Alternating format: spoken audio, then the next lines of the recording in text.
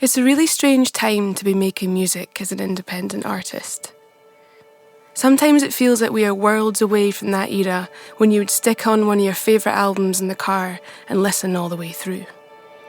FOLKMOSIS is my second album, and this time I wanted it to tell a story from start to finish.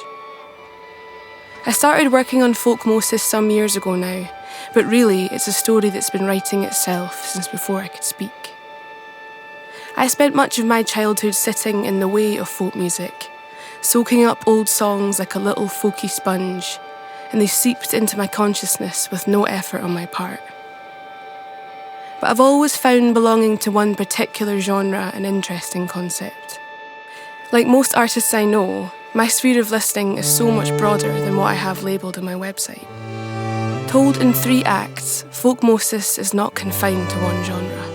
It bends and twists and shape-shifts in sound.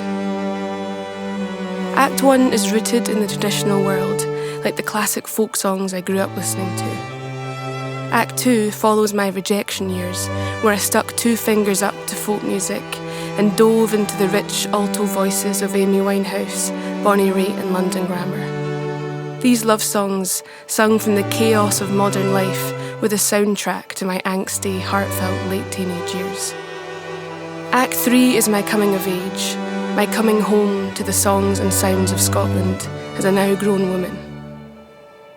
I teamed together with producer Dorian Cloudsley, one of the most imaginative minds I've ever had the pleasure of working with. Engineered by the force that is Gus Stirrat and brought to life by a band of some of my favourite musicians and dearest friends, I have poured my heart into this story.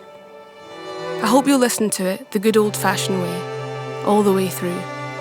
And soon the live show will be coming to a stage near you.